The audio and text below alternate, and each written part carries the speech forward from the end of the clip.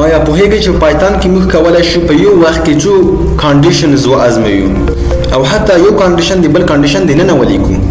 دا څنګه؟ راځئ نن به زده کوو. سلامونه، متي الله زیارمن یم. هیله ټول به جوړ او روغ وئ، صحتمند به وئ. نن راځم د پایتان د کورس د دوهم سیکشن د دوهم ویډیو سره. په دې ویډیو کې موږ تاسو لاجیکل اپریټرز په اف سټیټمنټ کې عملي کوو او د هغې ترڅنګ به نیسټډ اف هم وایو چې هغه په ډېرو ځایو کې استعمال لري. راځو اول کنډیشنل سټیټمنټ کې یعنې په اف سټیټمنټ یا هیلف کې به موږ تاسو د لاجیکل اپریټر څخه استفاده کوو. دا څنګه؟ راځئ اوس به یې ګورئ. موږ تاسو یو لاګین سیستم لرو که نه، نو هغه نیم او پاسورډ لري.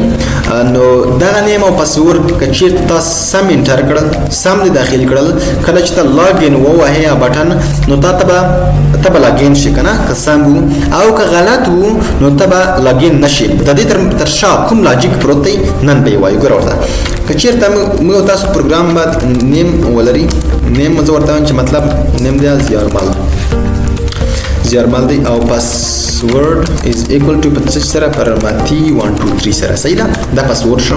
د تر مخ ما ورته مشخص کړل چې په دغه لاګین سیستم کې صرف او صرف که چېرته یوزر نیم دا مطلب د زیارمال سره مساوي شو او پاسورډ متیولا شو، متیو 2 3 شو، نو ته به څه وکړې؟ ګوره دا زه کنډیشن ورته مشخصم.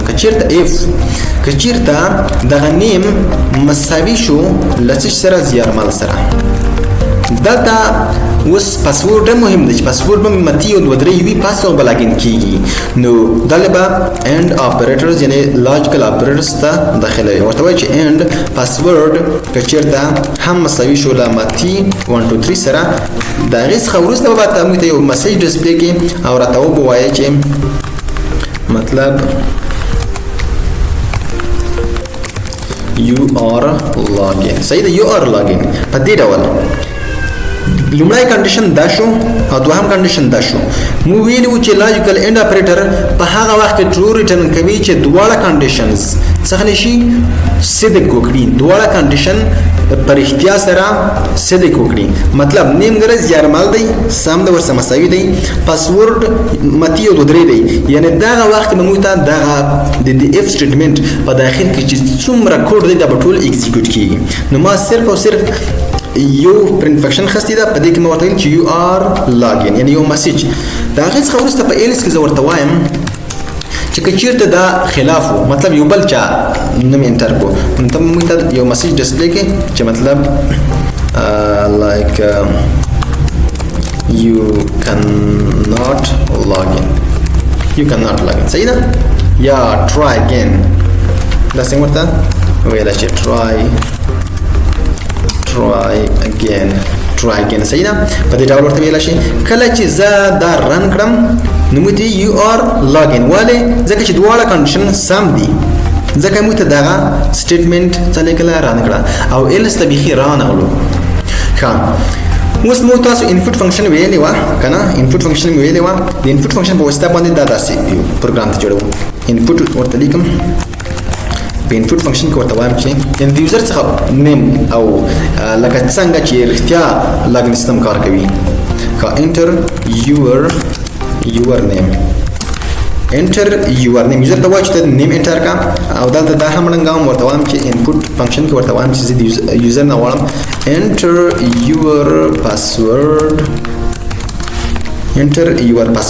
سمه ده، دا هم راغلو. صحیح ده؟ پاسورډ هم راغلو. اوس که چېرته موږ تاسو دا رن کړو،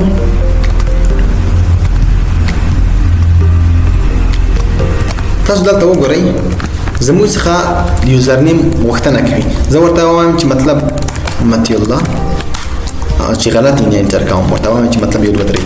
ګوره یو ټرای اګین، ته نشي کولی چې لاګین شي. خو کله چې ورته وایم چې زیارمال او ورته وایم چې مطلب متي 1 2 3 you are login. اصلا لاګین سیستم په دې ډول کار کوي. که چېرته تاسو دغه لاجیک زده کړئ نو تاسو په راتلونکو پروژو کې ډېر تر ما نه مخکې حرکت کوئ. سمه ده؟ اوس یو بل مهمه موضوع ده، هغه نیسټډ اف ده. دا زه کمنټ کوم. نیسټډ اف څه معنا؟ د یو اف داخل کې بل اف، یعنې یو کنډیشن د بل کنډیشن په داخل کې. څه رقم؟ موږ تاسو همدغه یوزر نیم او پاسورډ لرو، دا به د کمنټ نه وباسم. صحیح ده. دا یو ځنه پاسورډ لرو. دلته زه داسې ورته وایم چې اف د نیم که مساوي شو له څه سره؟ له زیارمل سره. زیارمل سره مساوي شو. صحیح ده. and پاسورډ مساوي شو له چا سره؟ له متی 1 2 3 سره. صحیح ده. ښه خو دلته یو بل کنډیشن ورته لګوم. داسې اوس داسې کوم صرف که یوزر نیم مساوي له زیارمل سره شو، دلته اوس ورته وایم چې اف که چېرته پاسورډ مساوي له چا سره شو؟ له چا سره؟ له متی 1 2 3 سره شو. د هغې څخه وروسته به موږ ته راکې پرنټ کړه.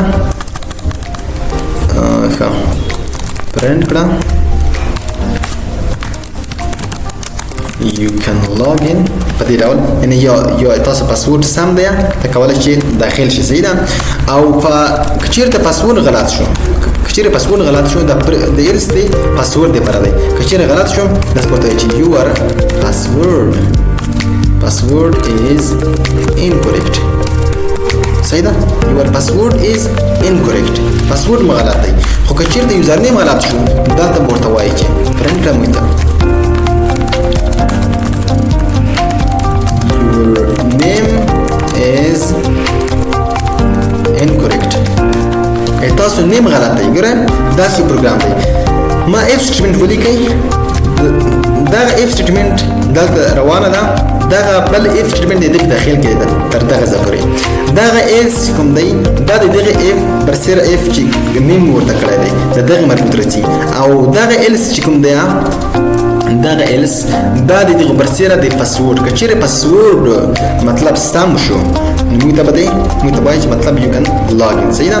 او که چېرته مطلب غلط و موږ دا رقم کیسه راکوي.